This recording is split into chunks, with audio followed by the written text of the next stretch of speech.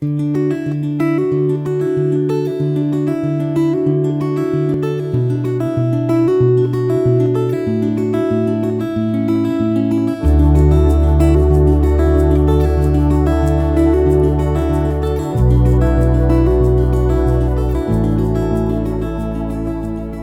reading begins in Genesis, chapter 46, starting in verse 1. Israel traveled with all that he had, and came to Beersheba, and offered sacrifices to the God of his father Isaac. God spoke to Israel in the visions of the night, and said, "Jacob, Jacob." He said, "Here I am." He said, "I am God, the God of your father. Don't be afraid to go down into Egypt, for there I will make of you a great nation. I will go down with you into Egypt. I will also surely bring you up again. Joseph's hand will close your eyes." Jacob rose up from Beersheba, and the sons of Israel carried Jacob, their father, their little ones, and their wives, in the wagons which Pharaoh had sent to carry him. They took their livestock and their goods which they had gotten in the land of Canaan, and came into Egypt, Jacob and all his offspring with him, his sons and his sons' sons with him, his daughters and his sons' daughters, and he brought all his offspring with him into Egypt. These are the names of the children of Israel who came into Egypt, Jacob and his sons: Reuben, Jacob's firstborn; the sons of Reuben, Hanok, Palu, Hezron, and Carmi; the sons of Simeon, Jemuel, Jamin, Ohad, Jachin, Zoar, and Shaul, the son of a Canaanite woman; the sons of Levi, Gershon, Kohath, and Merari; the sons of Judah, Onan, Shelah, Perez, and Zerah, but and Onan died in the land of Canaan. The sons of Perez were Hezron and Hamul.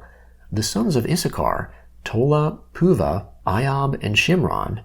The sons of Zebulun, Sered, Elon, and Jaleel. These are the sons of Leah, whom she bore to Jacob in Paddan Aram, with his daughter Dinah. All the souls of his sons and his daughters were 33. The sons of Gad, Ziphion, Haggi, Shuni, Hezbon, Eri, Arodi, and Areli. The sons of Asher, Imnah, Ishva, Ishvi, Beriah, and Sarah their sister. The sons of Beriah, Heber, and Malchiel. These are the sons of Zilpah, whom Laban gave to Leah, his daughter, and these she bore to Jacob, even 16 souls. The sons of Rachel, Jacob's wife, Joseph and Benjamin. To Joseph in the land of Egypt were born Manasseh and Ephraim, whom Asenath, the daughter of Potipharah, priest of On, bore to him. The sons of Benjamin, Bela, Becher, Ashbel, Gera, Naaman, Ehi, Rosh, Mupim, Hupim, and Ard. These are the sons of Rachel, who were born to Jacob. All the souls were 14. The son of Dan, Hushim. The sons of Naphtali, Jaziel, Guni, Jazer, and Shillem. These are the sons of Bilhah, whom Laban gave to Rachel, his daughter, and these she bore to Jacob. All the souls were 7. All the souls who came with Jacob into Egypt, who were his direct offspring, in addition to Jacob's sons' wives, all the souls were 66. The sons of Joseph, who were born to him in Egypt, were 2 souls. All the souls of the house of Jacob, who came into Egypt, were 70. Jacob sent Judah before him to Joseph, to show the way before him to Goshen, and they came into the land of Goshen. Joseph prepared his chariot, and went up to meet Israel his father in Goshen. He presented himself to him, and fell on his neck, and wept on his neck a good while. Israel said to Joseph, "Now let me die, since I have seen your face, that you are still alive." Joseph said to his brothers and to his father's house, "I will go up and speak with Pharaoh, and will tell him, my brothers and my father's house, who were in the land of Canaan, have come to me. These men are shepherds, for they have been keepers of livestock, and they have brought their flocks and their herds, and all that they have. It will happen when Pharaoh summons you, and will say, 'What is your occupation?' that you shall say, 'Your servants have been keepers of livestock from our youth, even until now, both we and our fathers,' that you may dwell in the land of Goshen, for every shepherd is an abomination to the Egyptians."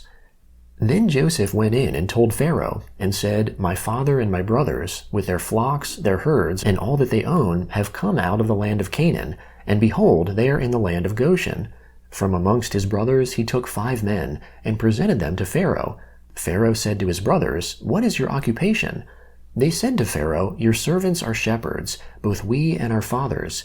They also said to Pharaoh, "We have come to live as foreigners in the land, for there is no pasture for your servants' flocks, for the famine is severe in the land of Canaan. Now therefore, please let your servants dwell in the land of Goshen." Pharaoh spoke to Joseph, saying, "Your father and your brothers have come to you. The land of Egypt is before you. Make your father and your brothers dwell in the best of the land. Let them dwell in the land of Goshen. If you know any able man amongst them, then put them in charge of my livestock." Joseph brought in Jacob, his father, and set him before Pharaoh, and Jacob blessed Pharaoh.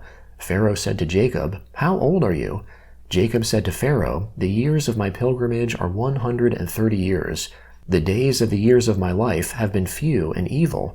They have not attained to the days of the years of the life of my fathers in the days of their pilgrimage." Jacob blessed Pharaoh and went out from the presence of Pharaoh. Joseph placed his father and his brothers and gave them a possession in the land of Egypt, in the best of the land, in the land of Ramses, as Pharaoh had commanded. Joseph provided his father, his brothers, and all of his father's household with bread, according to the sizes of their families. There was no bread in all the land, for the famine was very severe, so that the land of Egypt and the land of Canaan fainted by reason of the famine. Joseph gathered up all the money that was found in the land of Egypt and in the land of Canaan, for the grain which they bought, and Joseph brought the money into Pharaoh's house. When the money was all spent in the land of Egypt and in the land of Canaan, all the Egyptians came to Joseph and said, "Give us bread, for why should we die in your presence? For our money fails." Joseph said, "Give me your livestock, and I will give you food for your livestock, if your money is gone." They brought their livestock to Joseph, and Joseph gave them bread in exchange for the horses, and for the flocks, and for the herds, and for the donkeys, and he fed them with bread in exchange for all their livestock for that year. When that year was ended, they came to him the second year, and said to him, "We will not hide from my lord how our money is all spent, and the herds of livestock are my lord's. There is nothing left in the sight of my lord but our bodies and our lands. Why should we die before your eyes, both we and our land? Buy us and our land for bread, and we and our land will be servants to Pharaoh. Give us seed, that we may live and not die, and that the land won't be desolate." So Joseph bought all the land of Egypt for Pharaoh, for every man of the Egyptians sold his field, because the famine was severe on them, and the land became Pharaoh's. As for the people, he moved them to the cities from one end of the border of Egypt even to the other end of it. Only he didn't buy the land of the priests, for the priests had a portion from Pharaoh, and ate their portion which Pharaoh gave them. That is why they didn't sell their land. Then Joseph said to the people, "Behold, I have bought you and your land today for Pharaoh. Behold, here is seed for you, and you shall sow the land. It will happen at the harvests that you shall give a fifth to Pharaoh, and 4 parts will be your own, for seed of the field, for your food, for them of your households, and for food for your little ones." They said, "You have saved our lives. Let us find favor in the sight of my lord, and we will be Pharaoh's servants." Joseph made it a statute concerning the land of Egypt to this day, that Pharaoh should have the fifth. Only the land of the priests alone didn't become Pharaoh's. Israel lived in the land of Egypt, in the land of Goshen, and they got themselves possessions therein, and were fruitful, and multiplied exceedingly. Jacob lived in the land of Egypt 17 years. So the days of Jacob, the years of his life, were 147 years. The time came near that Israel must die, and he called his son Joseph, and said to him, "If now I have found favor in your sight, please put your hand under my thigh, and deal kindly and truly with me. Please don't bury me in Egypt, but when I sleep with my fathers, you shall carry me out of Egypt, and bury me in their burying place." Joseph said, "I will do as you have said." Israel said, "Swear to me," and he swore to him. Then Israel bowed himself on the bed's head. The Gospel of Matthew, chapter 15, beginning in verse 1. Then Pharisees and scribes came to Jesus from Jerusalem, saying, "Why do your disciples disobey the tradition of the elders? For they don't wash their hands when they eat bread." He answered them, "Why do you also disobey the commandment of God because of your tradition? For God commanded, 'Honor your father and your mother,' and 'He who speaks evil of father or mother, let him be put to death.' But you say, 'Whoever may tell his father or his mother, whatever help you might otherwise have gotten from me is a gift devoted to God, he shall not honor his father or mother.' You have made the commandment of God void because of your tradition. You hypocrites! Well did Isaiah prophesy of you, saying, These people draw near to me with their mouth, and honor me with their lips, but their heart is far from me, and they worship me in vain, teaching as doctrine rules made by men. He summoned the multitude, and said to them, Hear and understand. That which enters into the mouth doesn't defile the man, but that which proceeds out of the mouth, this defiles the man. Then the disciples came and said to him, Do you know that the Pharisees were offended when they heard this saying? But he answered, Every plant which my heavenly Father didn't plant will be uprooted. Leave them alone. They are blind guides of the blind. If the blind guide the blind, both will fall into a pit. Peter answered him, Explain the parable to us. So Jesus said, Do you also still not understand? Don't you understand that whatever goes into the mouth passes into the belly, and then out of the body? But the things which proceed out of the mouth come out of the heart, and they defile the man. For out of the heart come evil thoughts, murders, adulteries, sexual sins, thefts, false testimony, and blasphemies. These are the things which defile the man, but to eat with unwashed hands doesn't defile the man. Jesus went out from there and withdrew into the region of Tyre and Sidon. Behold, a Canaanite woman came out from those borders and cried, saying, Have mercy on me, Lord, you son of David. My daughter is severely possessed by a demon. But he answered her not a word. His disciples came and begged him, saying, Send her away, for she cries after us. But he answered, I wasn't sent to anyone but the lost sheep of the house of Israel.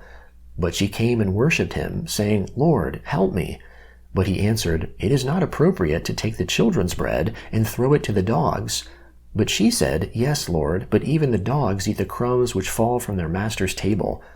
Then Jesus answered her, Woman, great is your faith. Be it done to you even as you desire. And her daughter was healed from that hour. Psalm 19, beginning in verse 1. The heavens declare the glory of God. The expanse shows his handiwork. Day after day they pour out speech, and night after night they display knowledge. There is no speech nor language where their voice is not heard. Their voice has gone out through all the earth, their words to the end of the world. In them he has set a tent for the sun, which is as a bridegroom coming out of his room, like a strong man rejoicing to run his course. His going out is from the end of the heavens, his circuit to its ends.